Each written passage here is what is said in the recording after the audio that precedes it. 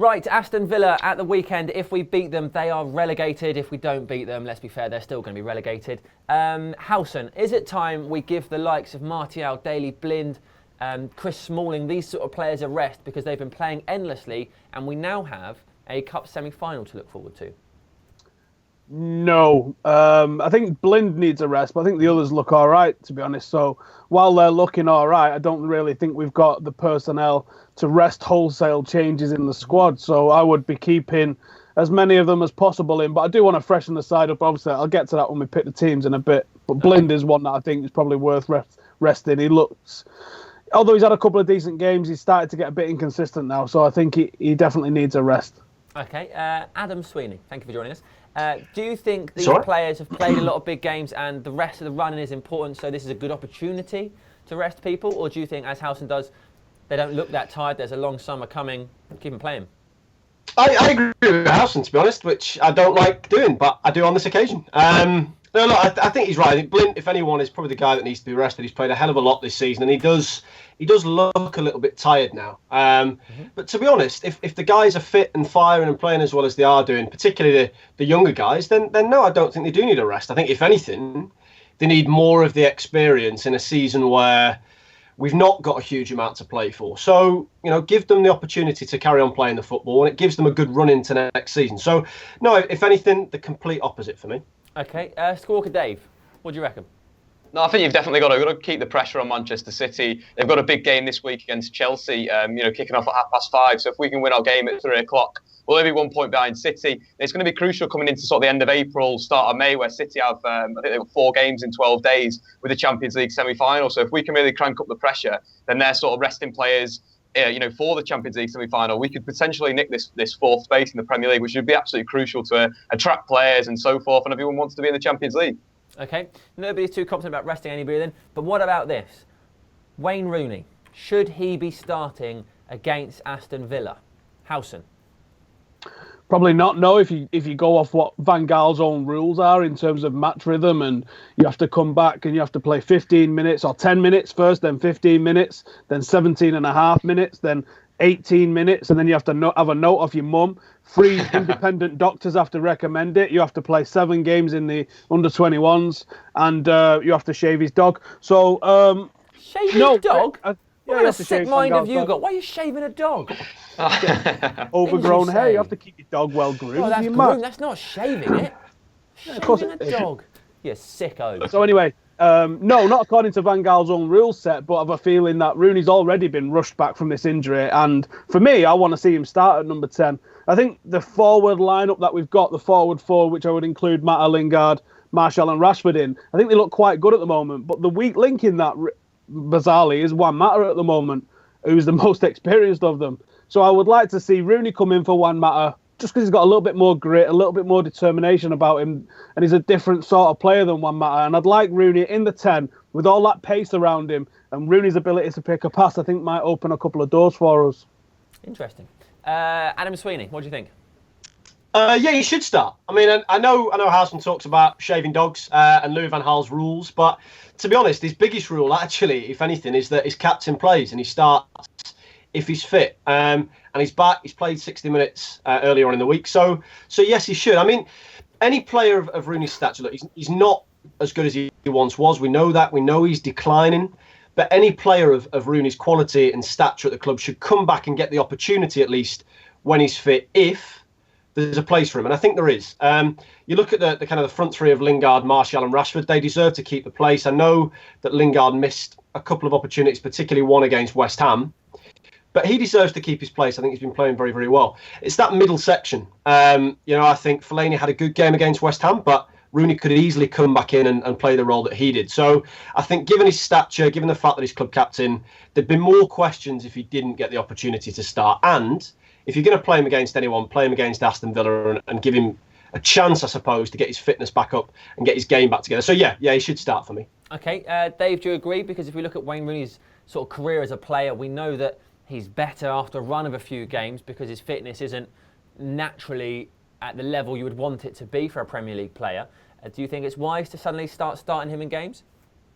It's a big question. In 2016, Wayne Rooney showed some really good form at the start of the year. Getting 5 goals 3 assists. He was directly involved in more goals than any Premier League player at that point. But then why would you break up the front three of Rashford, Lingard and Martial? For me, that's absolutely, there's no point. You've got to keep those youthful players playing. You look at Marcus Rashford, he's been brilliant since making his debut. Harry Kane's the only Premier League striker that scored more goals than in all competitions in that time. He's scored 6 goals in the Premier League. He's taken his A-levels since Olivier Giroud scored a goal. So he's up there with the top at the Premier League at the moment. Look at his goals to game ratio. It's 0.55 goals per game. That's the best record of any Manchester United teenager debuting at Old Trafford. So for me, you've got to keep that youthful side in there. Wayne Rooney can, come into the team when his fitness is better. Play him half an hour, like sort of we're alluding to. He's not good enough, coming straight back in. He needs that run of game. So give him the time, build his minutes up, and then potentially bring him back in. But for me at the moment, got to keep with the youth. Okay, so Dave, what would your team be? So my team, going from, in goal, it's got to be David De Gea. Back four's got to be Fusu, Mensah, Smalling, Blind, Darmian. I'd like to throw Darmian in at left back. He had a very poor performance against Tottenham, but I feel he wasn't ready to start. It looked like he'd come on and he hadn't stretched, he hadn't warmed up. Fusu obviously went off with an injury, so he wasn't ready. But get him at left back. He can play a role there of sort of holding the fort. Fusu can attack, get forward. His game by numbers against Spurs was ridiculous. 1 block, won 5 out of 5 tackles, made 5 interceptions, 6 clearances, and won 100% of his aerial duels, making 19 defensive actions in that game, which is absolutely incredible for a lad that only played 68 minutes. Going into midfield, I'm going to go with Carrick. Going to go with Marouane Fellaini and Ander Herrera. It's the sort of the 3-man midfield that we saw go on that run of games last season when we picked up a number of wins in a row. Feel it works quite well against West Ham. Fellaini he played his role perfectly. Sorted Andy Carroll out, goal kicks, 1 tackles at the right time. Still has a bit of an issue of picking out a forward pass, but whatever, we can forget about that. It's a combative midfield with Ander Herrera in there. Can provide the link between the attack. Then the front three are going to keep it the same. Lingard on the right, Martial on the left, and Marcus Rashford through the middle. That goal he scored was brilliant. The way he used his body to feint the defender and then curl it in the top corner was a finish of real quality. But that is my team. Okay, brilliant. Howson, what would you do? I'm going slightly different. They're going to go for it a little bit because I think Villa are there for the taking. They've conceded 16 goals in the last 6 and only scored 2. So I think if we really pour the gravy on them, we could absolutely smash these. And we could really do with that, I think, to kickstart the final portion of our season. So obvious choice in there. I'm not even going to say his name. You all know who it is. But I want to see Varela, if fit, because I think he offers such an attacking outlet with his crossing. And for the same reason, I want to see Borthwick Jackson at left back, because his number one threat is his crossing. It's phenomenal crossing. And I want to see balls in the box for Rashford to get on the end of. So those 2 start for me. And I bring Timothy Fosu-Mensah inside alongside Smalling because I want to rest Daley Blind. I do believe Fosu-Mensah's best position would be as a box-to-box holding midfielder, 6 or an 8. But he's very good at centre-half as well. So centre-half alongside Chris Smalling. This sort of game with Aston Villa, he's going to be able to drift into the midfield a little bit as well because they're not going to put numbers up against us. So you are going to see him on the ball a little bit. Then in midfield, I want to see Herrera next to Schneiderlin. Schneiderlin can do all the dirty work if they break on us, and Herrera can also push it forward a little bit. Then I want to see Wayne Rooney as number 10. I want to see Memphis on the right-hand side, give Jesse Lingard a rest with Martial on the left and Rashford up front. And as Dave said, the finish from Rashford was unbelievable. My only criticism that I had of him when I was watching him in the under-18s was that he didn't have any composure. He would always be running so fast into the box. He would sky over the bar more times than he should have. And since he's come into the first team, I don't know what it is, but you've seen the goal against City, the composure that he needed for that, and then the composure for that goal against West Ham was ridiculous. That is the highest level of finish. He put it right in the corner, the furthest place away from the keeper. He had 2 players around him and the keeper coming at him. It was an unbelievable finish. It's the top draw. Any other striker in Europe scores that, like Suarez or Ronaldo, and that's getting replayed forever. And an 18-year-old local lad from Manchester just bagged it. Mint. The highest level of finish. What a quote that is. If he had an album, he could stick that on the front cover, couldn't he? Sweeney, what are you doing? I wouldn't change too much at the back. De Gea is a definite in there. Fosu-Mensah for me stays at right back. I'd still keep the centre back partnership of Smalling and Blint. I do think that Blint maybe needs a little bit of a rest, but at the moment, I think given that defensively we seem to be relatively sound apart from the Spurs game. We've got a little bit of consistency defensively, apart from the odd kind of game here and there. So I think that needs to stay the same with the run-in now. And then I'd put Ashley Young at left back, actually. I think he was good before he was out injured. He's definitely not a striker. I don't know what that was all about. So I think he needs to get back into the side. But I think at left back we've struggled. Rojo is just not good enough at the moment. Whether he's got the potential to be, there's a question mark. We've seen the odd game from him that's reasonable, but for me, he's not. And I just wouldn't have him in the side. I think he's shown too many errors. To take someone like Marcus Rashford off against Spurs, but still have Rojo playing, I know it's a completely different position, but to look at the problems in the side there and think that Marcus Rashford was an issue and Marcus Rojo wasn't, is absolutely criminal for me. So Rojo comes out, Ashley Young comes in. He's got experience. He likes to get forward. And I think he kind of helps Martial a little bit out there. I think Martial out left has done really, really well. We know that he's probably more of a striker than a winger, but he does like to come inside. And we need someone else that's overlapping him and willing to overlap him. And I think Ashley Young's that guy. And then I agree with a front six that Howson's got. I think I would have Schneiderlin and Herrera together. I think Schneiderlin's a great holding midfielder. Again, he had a good game against Spurs and then was taken out. I mean, I know, again, we weren't great in the last kind of 15 minutes against Spurs, last 20 minutes, but I thought Schneiderlin had a good game.